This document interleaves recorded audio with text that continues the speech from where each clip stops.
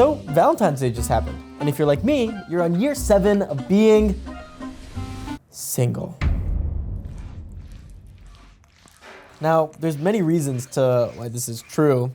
The main one being, I'm not really out there. I don't put myself in situations where, say, there's opportunity. Basically, I'm not really good at this mysterious dance we all like to call flirtation. Some people have the skill to make it look easy.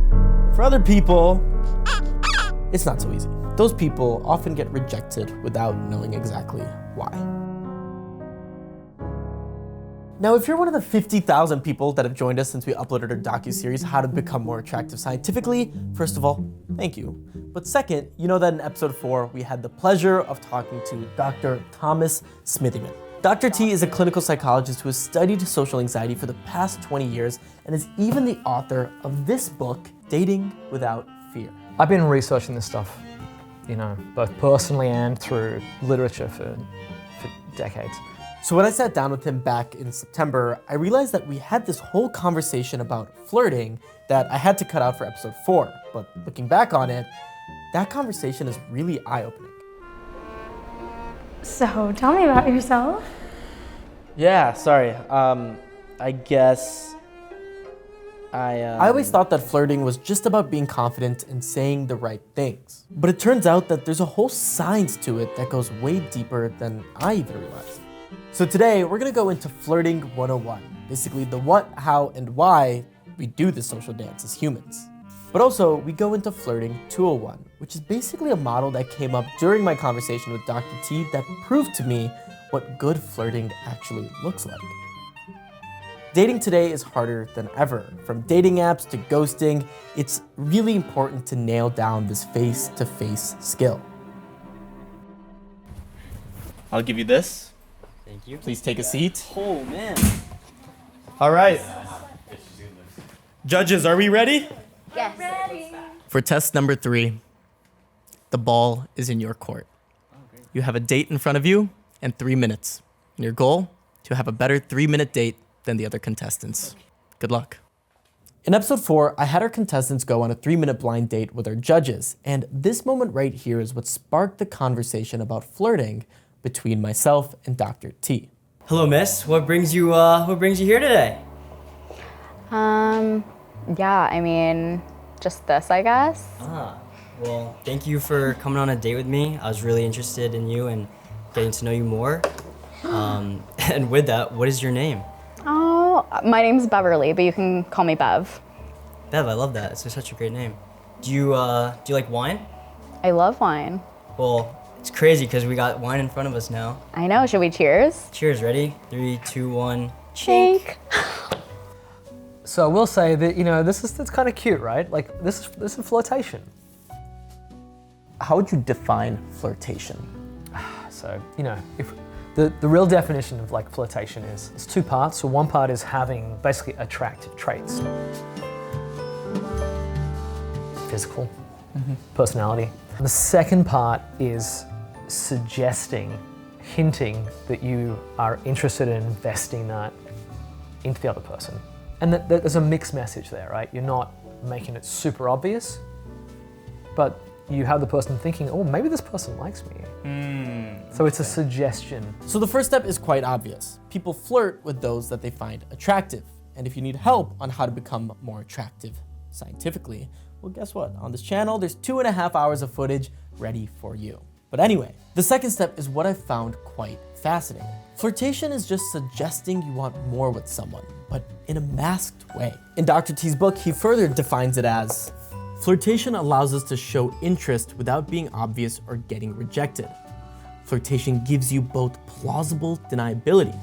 And when you flirt, you hint at your attraction and see whether it's reciprocated before escalating to more obvious hints. This is actually quite important because it explains why when we see a stranger that we find attractive, we just don't go up to them and go, I want to be with you. You are very attractive and I want you in my life forever. There needs to be this level of ambiguity so you don't risk being completely rejected or worse off, coming across too aggressive. You need to be able to say, I wasn't actually flirting, in case that person isn't reciprocating back. Flirting is just suggesting you want more, but with enough plausible deniability. Do you, kind of odd question, but do you like Legos? Yeah, I like Legos. Well, I'm a huge Lego fan, so if you want to like You want a build Lego? set together. Should we Lego? Oh, should we Lego? You want a Lego? Lego. I'll Lego. So that goes into that like suggesting aspect as well, right? Suggesting a future meetup. And like, is that in that bucket, that second bucket you said of flirtation? It is, right? Because it was communicating future investment, right? So it's communicating, hey, I am suggesting that I'm interested in you enough to bring up this future stuff together. You're hinting at it. So according to studies, there's a balancing act that needs to be played because coming off too strong can become quite off-putting. You don't want to bombard someone with compliments or invade their personal space. But also, if you're too passive, you're going to miss the moment entirely. And when I first heard this, it kind of freaked me out because there's this like gray area in the middle that's apparently okay. But what does that look like practically?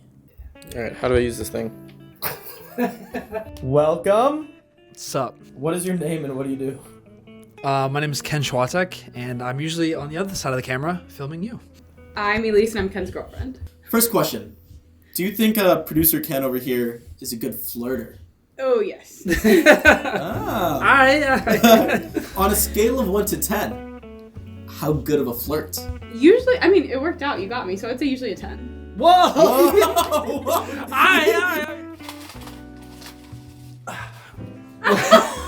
What about now? Elise, is there any notable moments that Ken has done that you went, wow, this guy is a good flirter? Ooh. My favorite perfume, it ended up actually discontinuing. I looked all around New York for it. It was my favorite scent. And I mentioned that once, like very quickly in passing. I mentioned it to Ken. I think I don't even know if I said the name of it. Maybe one time I said like the brand of the scent. And anyway, so a few months later, he's in Paris with you. What? And he comes home and he always, this is another flirty thing, anytime he travels, he gets me a little magnet for my fridge because I like. That's true. I did that. So for context, we've been friends for like 2 years, and I would still get her these magnets like from where I went. So like Paris, Iceland, Scotland, Rome, like all these things, India. So wow. When do you do this? I'm with you. In my when I'm autonomous, my free time. Got it. A few months later, he goes to Paris, and then he comes over to drop off my little magnet. And I love my magnet. And he goes, I have one more thing. And he pulls out this like giant bottle of this perfume that he found in Paris. Is the exact scent? The exact scent. That's when we were just friends. So Yeah. Got it. he said I would do that for any friend. I did technically say that. Because again, I wasn't trying to be too obvious. I was like, you know what? This is what I do. We've been talking a lot of good about Ken's flirting. Ooh. What are distinctive moments that he may have done that was a bad attempt at flirting?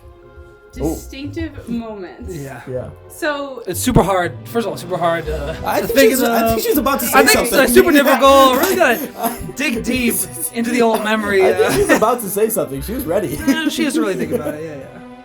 let me think. Got it. And I got one. There was one time we were walking in Brooklyn. There was a trend on TikTok where it was like, you ask your ask your man like, what's my beige flag? And you're supposed to answer. Not a red flag. It's something they do that you think that is like dumb, but you think it's cute. And I remember she asked me like, what's my beige flag? And I proceeded to just roast her. Yeah. Like it was not cute. It was not funny. I like actually gave criticism and she's like, it was supposed to be cute. Like it was supposed to be funny. I straight up just like gave her like, I told her something that was like hurtful. Like I was like, you should change this one thing. I just did not get the beige flag concept. Yeah, so give me a beige flag, and you just like told me something you didn't like about my. I just told her something that I didn't like about her. Any advice for the general masses of how to be a good flirter? Ooh, I guess my piece of advice: keep it subtle, but make it clear. Like you don't want to be over the top, but if they don't know you're flirting, it's not gonna work. Just make her laugh. I mean, it's so cliche. It's so obvious, but if you could just make her, if you can just make her laugh, it was that easy. It's that easy. I just looked at her. We'll cut that there. That is practical advice from Ken and Elise. That's it. So 2 final things when it comes to this element of suggesting. It's important that the person you're flirting with is suggesting back. Again, this is all a social dance and it takes 2 to tango.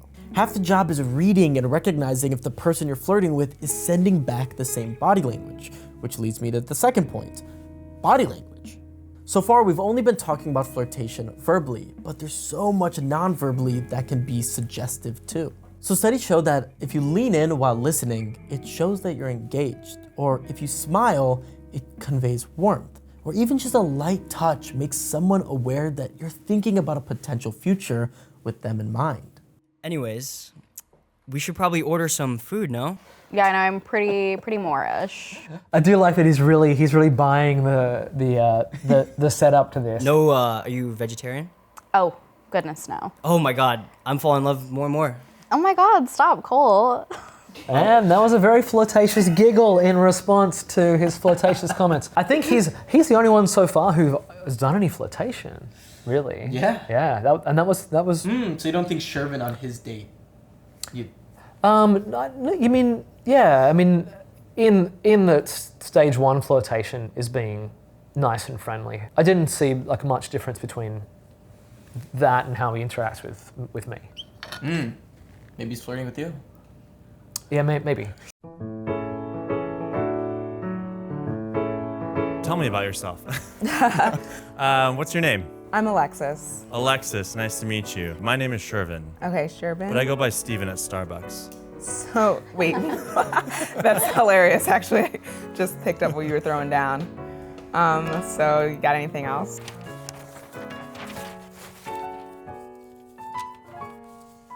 So up until this point, we've talked about what flirtation is and how to do it. And I've realized that's usually where most conversations end. But in talking with Dr. T, I think we accidentally stumbled upon a more interesting question.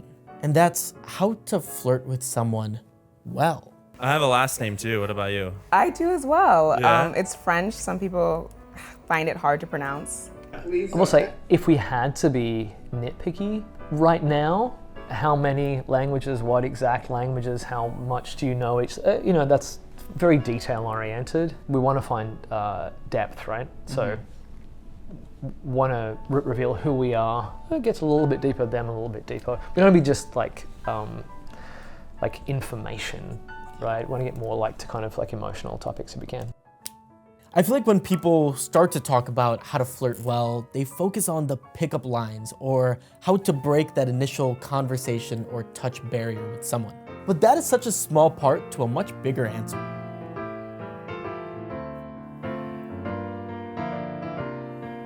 Someone who's really good at flirting is just someone who's really good at being curious. Not only do they focus on how many different things they can know about someone, but they also carry depth in each one of those conversations. And were you born in America? Yeah, I was born in Chicago, actually. And what do you think were like some of the biggest cultural challenges you had being raised by parents who maybe grew up in like a different culture and world? Yeah, my dad. So here we went deep, right? This was like, went from just, it made sense because it was from languages to culture. Yeah, you could tell by the reaction of the girls too. They were like, whoa. Yeah. So it wasn't that hard. I went to private schools. They tried to really immerse me. Yeah. What about you? Is education really important to your family? Yeah, it's pretty much education or die. Yeah, right. Is there like a thing that all of your family members aspire to be, like a doctor or a lawyer or something? Yeah, like that? you have like 4 options. You can either be a doctor, lawyer, engineer, or a disappointment. Oh my God, that's same. Yeah. That's literally like bar for bar. That's exactly my family. Which one did you get? Which bucket Disappointment, unfortunately. Me too. Oh my gosh, it's kismet. So you could see there, right? So they went into like a little bit of depth. He made a joke, very playful, but also they found similarity. Yeah. Right, on like a slightly deeper level. And you could see when they were in sync like that and in similarity, when they made that, they were both laughing together. Yeah. Like if you look at research into attraction, laughing together is one of the best predictors if this is going well. Yeah. I like that. Yeah. At the end of the day, we flirt with someone to get to know them.